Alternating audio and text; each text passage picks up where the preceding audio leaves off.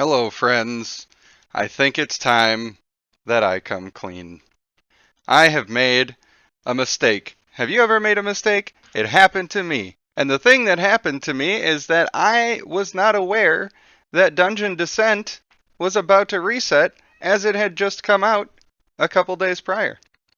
Turns out that you get only a couple days each time to do your Dungeon Descent. And when I went back to record episode 2, the same day that I recorded episode 1, it had reset. The run is dead. But do not fear, as I have grinded my way through the first 5 levels, we are caught up into the same space. We have a much worse build. You can see we still have a ton of relics. We cleared out everything just as we did before. We focused mostly on damage just as we did before. And I will pop my golden relics up on the screen and you will see that we did not get the caliber of golden relics that we got the previous time. So we're going to go ahead and click through all of these just as before, continuing the same strategy. And you know what? I feel now that this is a proven strategy because even though we didn't get a solid build, we are still absolutely destroying everything. Let me just hit the murder button real quick, grabbing health for all teammates, reducing enemy defenses, defense for the front row, damage in the back. Now this is good because I believe we already have a Savage Battle Axe, so I'm wondering if we get 2 of those if it just does 20% splash damage, and that could be really huge. I'ma try it out. I've heard that maybe the game is a little too easy if you use this strategy, and I would like to know what your experience with that is. So if you have found the game to be vastly too easy, is it just free rewards? Does it take too long? How are you feeling about that? 30% health for the back row. No way! We got Potion of Rage just from a chest? Oh my goodness. The power shines down from on high, and we enjoy all the benefits therein. Total damage of all teammates. Total damage for all. Reduce enemy health.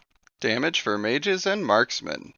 As you can see, our special friends that we've made along the way are a mythic male Tidestorm and a mythic male Fulgur. So we're doing pretty well, and our marksman and mage damage is still quite strong. You know, I was thinking about these boss fights and why they don't use the boss that they show on the little tiles, and I think that the reason is because those bosses kind of break the game, don't they? The game is sort of organized around you fighting a group of enemies and not one person, and so maybe they thought that it would be better to keep it a group of enemies.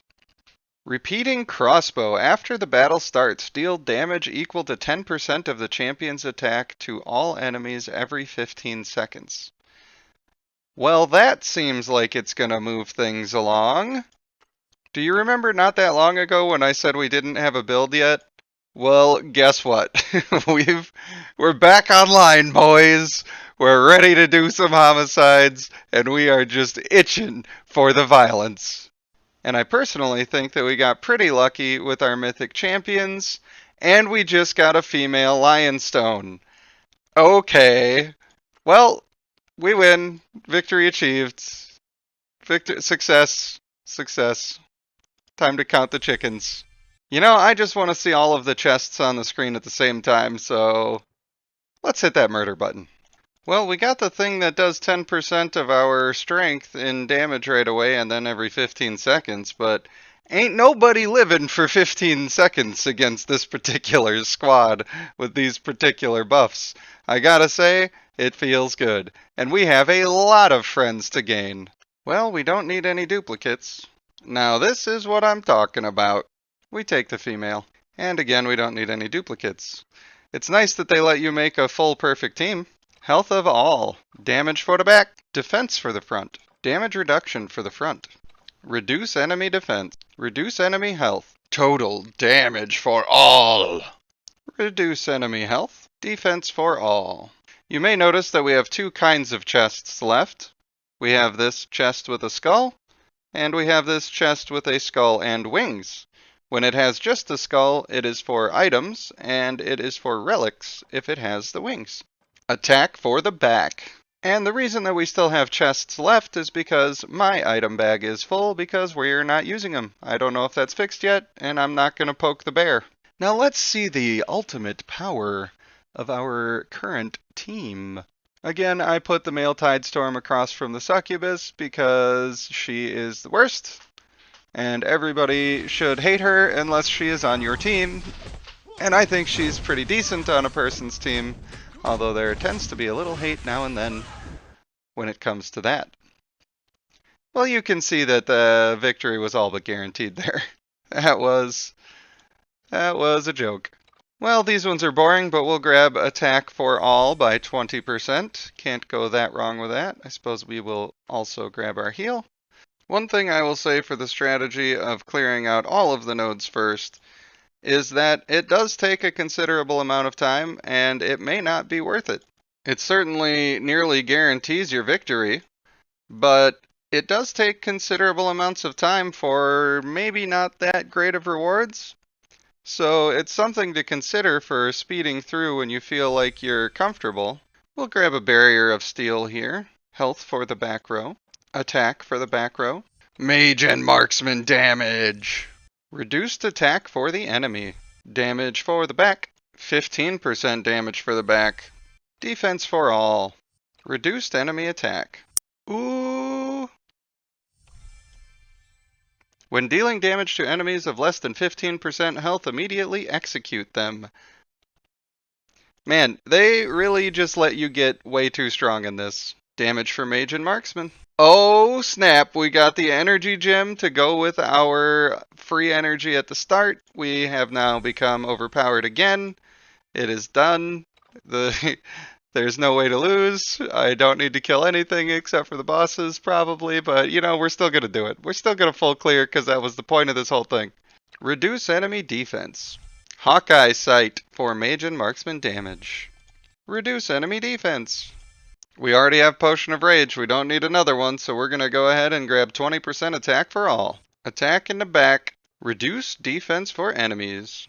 Total damage for all. You may be wondering why I am stacking just all the damage and reducing enemy health and defense, and the reason is because when you get your energy gem and your potion of rage and all of that, you're just instantly killing everything.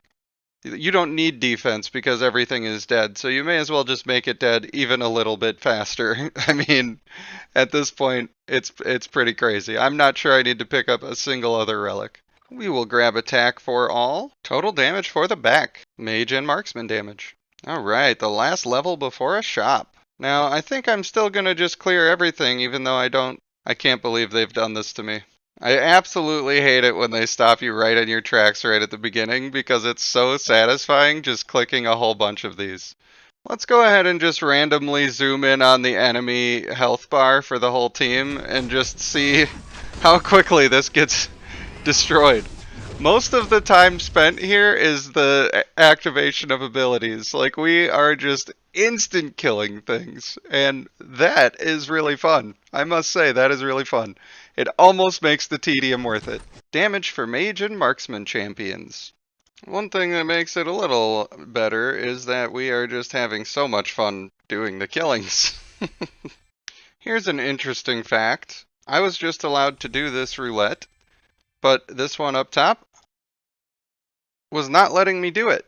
It said maxed out. So I think that maybe it had decided I was going to get an item and my item bag is full, so it didn't let me do it. But then when I did the other sundial, it was perfectly happy to let me do it. And then it reset the loot that I would get from the other one, and I imagine I will never get an item from one of those again. So that is a happy thought. Well, you can see that there are 20 chests on the screen, and 18 of them are relics. I am going to spare you reading out all of them. Just know that I'm getting damage first, and then defense after.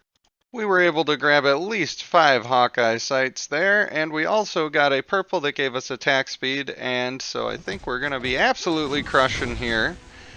You know, if this video has helped you in any way to become overpowered in your own dungeon descent, then please do like and comment and tell me that I did a good thing. Because I'm a YouTube creator and I need constant validation. We'll reduce enemy attack again. We've reached the next save point. We get to collect our delicious and scrumptious loots. I now have 6 of these intimacy chests, and that is going to be pretty helpful because that can help us get our first mythic companion. Again, using this system, you become so rich that you can just buy everything that exists. And of course, I still think that the goblin has nothing of real value to offer us. His offers are as ugly as he is. So I want to thank you for watching this video. I hope that the letdown of not having the other run continue is something that you're able to cope with. I'm sure you don't care all that much. But it won't happen again. I'm going to record another episode or 2 tonight, and I will finish the last episode of the series tomorrow, and we are going to complete Dungeon Descent so you can see what all of the rewards are and how hard the bosses are getting crushed, because we are absolutely dominant in the field right now. So again, thank you for watching. I have been Rage Panda 1, and I will see you in the next one.